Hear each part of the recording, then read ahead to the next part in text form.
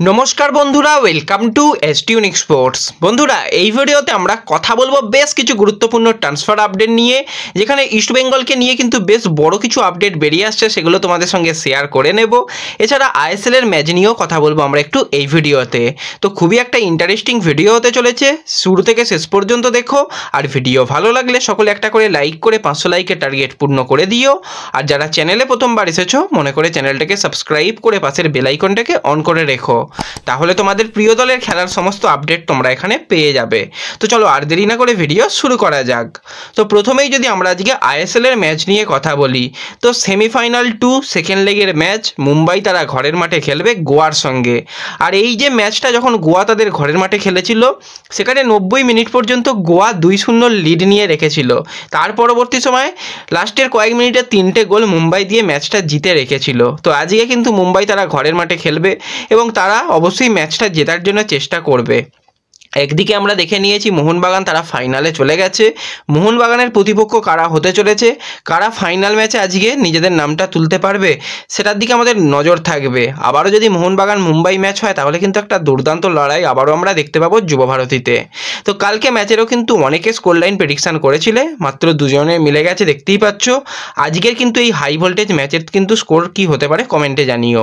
এবং গত ম্যাচে বোরজা যতক্ষণ মাঠে ছিল, খুব ভালো ফুটবল আমরা লক্ষ্য করেছিলাম এফসি গোয়ার কাছ থেকে। তারপর বোরজা উঠে যাওয়ার পর কিন্তু তাদের খেলাটা কিছুটা হলেও স্লো হয়ে গিয়েছিল। তারা ভেবে নিয়েছিল যে এখান থেকে 2-0 লিড মানে ম্যাচ জিতে যাওয়া যাবে। তো সেই ভুলটা কিন্তু আজকে করলে হবে না গোয়াকে। তবুও কিন্তু আজকে যথেষ্ট এগিয়ে থাকবে মুম্বাই, নিঃসন্দেহে বলা যায়। তো তোমাদের মতে প্রেডিকশান কিন্তু করতে পারো। তো এরপর যদি আমরা সরাসরি ট্রান্সফার আপডেটের দিকে চলে আসি, তো এখন সবথেকে যেটা হট টপিক রয়েছে প্রীতম কোটাল। যে কোনো জায়গা থেকেই তোমরা দেখতে পারবে প্রীতম কোটাল ডিল ডান হয়ে গেছে, সিগনেচার করে দিয়েছে। কিন্তু আমি প্রথম দিন থেকেই বলেছিলাম, এখনও পর্যন্ত সেরকম কিছু ব্যাপার ঘটেনি। অবশ্যই প্রীতম ইস্টবেঙ্গলের যেটা সোশ্যাল মিডিয়া, সেই সোশ্যাল মিডিয়া ফলো করছে এবং ইস্টবেঙ্গলের তরফ থেকে এক প্রকার তার কাছে ইনকোয়ারি করা হয়েছে, মূলত তার এজেন্টের সঙ্গে। আর এখন যে কোনো কিছুর ক্ষেত্রেই তো সমস্ত ব্যাপারটাই এজেন্ট ঠিক করে যে সে কী করবে। তো সেরকমভাবেই এজেন্টের কাছে অফার গিয়েছে, এটুকু শোনা যাচ্ছে। কিন্তু এখনও পর্যন্ত তার ব্যাপারে কোনো রকম কনফার্ম আপডেট বেরিয়ে আসেনি। এবং মার্কাসের তরফ থেকেও যেটা জানানো হয়েছে, এখনও কিন্তু সেরকম কোনো ব্যাপার ঘটেনি এবং মার্কাস জিনিসটাকে পুরো উড়িয়ে দিয়েছে যে এটা কোনো রকম কিছু হয়নি। তো বেশ কিছু জায়গা থেকে এইগুলো রিপোর্ট করা হয়েছিল। তো আরেকটু আমরা সময় নিই, দেখি কি হয়। মার্কাসের রিপোর্টও আমরা দেখেছি বেশিরভাগ সময় ইস্টবেঙ্গলের ক্ষেত্রে ভুল হয়।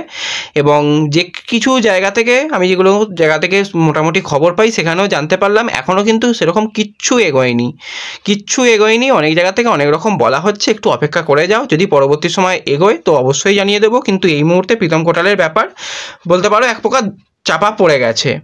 তো এরপর যদি আমরা যে ইস্টবেঙ্গলের যে টার্গেট প্লেয়ার হওয়া উচিত, সকলের পছন্দের প্লেয়ার, কারণ প্রতিজনই বলতে গেলে প্রতি ভিডিওতেই কমেন্ট করে এই প্লেয়ারটাকে টার্গেট করা উচিত। তো সেই প্লেয়ারটাকে একটুখানি জানিয়ে দিই। 23 বছর বয়সী ভারতীয় রাইট ব্যাকের প্লেয়ার, এছাড়া সেন্টার ব্যাকেও খেলতে পারে, অ্যালেক্স সাজি। হায়দ্রাবাদের সঙ্গে 2025 সাল পর্যন্ত কন্ট্রাক্ট রয়েছে। এর আগে গোকুলামের হয়ে কিন্তু 2 বার আই লিগ জিতেছে। এবং আইএসএলের অভিজ্ঞতা নিয়ে কথা বললে, আইএসএলে এখন পর্যন্ত টোটাল 17টা ম্যাচ খেলতে দেখা গেছে।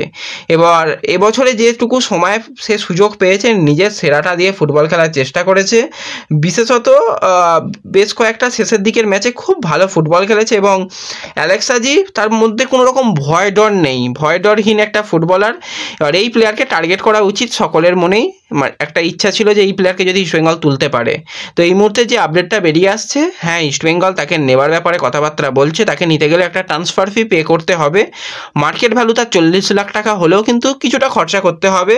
অ্যালেক্স সাজি সে নিজে কিন্তু কোনো রকম তার অসুবিধা নেই ইস্টবেঙ্গলে আসার, সে কিন্তু নিজে আসতে চায়। শুধু ট্রান্সফার ফি ব্যাপারটা নিয়েই কিন্তু ম্যানেজমেন্ট কথাবার্তা বলছে।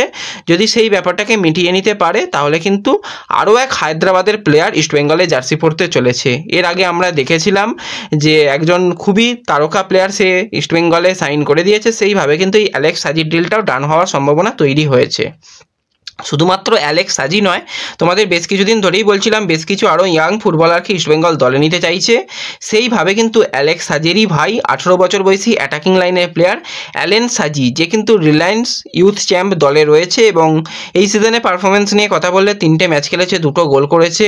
গত বছরেও কিন্তু খুব ভালো ফুটবল খেলেছিল এবং অন্যতম একটা ট্যালেন্টেড প্লেয়ার। এর আগেও আমরা দেখেছিলাম রিলায়েন্স ইউথ চ্যাম্প থেকে বেশ কিছু প্লেয়ারকে ইস্টবেঙ্গল অন্যান্য বছর সাইন করিয়েছিল। সেইভাবেই কিন্তু এই প্লেয়ারকে একদম কথাবার্তা অ্যাডভান্স লেভেলে চলে গেছে। তো জোড়া ভাইকেই কিন্তু আবারও ইস্টবেঙ্গল তারা দলে নিতে চাইছে। এর আগের বছর আমরা দেখেছিলাম 2 গিল ভাই তারা একসাথে ইস্টবেঙ্গলে সই করেছিল। সেইভাবেই কিন্তু এই ডিলটাও ডান করার জন্য মরিয়া চেষ্টা চালাচ্ছে ইস্টবেঙ্গল। তো দেখা যাক পরবর্তী সময় সিগনেচারগুলো হয়ে গেলে তোমাদের অবশ্যই জানিয়ে দেব। তো এই ভিডিওতে এটুকুই আলোচনা করার ছিল। ভিডিও ভালো লাগলে ভিডিওতে লাইক করে দিও, চ্যানেলে প্রথমবার এলে চ্যানেলটাকে সাবস্ক্রাইব করে দিও, ফেসবুক পেজ থেকে ভিডিও দেখলে পেজটাকে ফলো করে নিও এবং ভিডিও একটু সকলের সঙ্গে শেয়ার করে দিও। তো দেখা হচ্ছে পরবর্তী ভিডিওতে। ধন্যবাদ।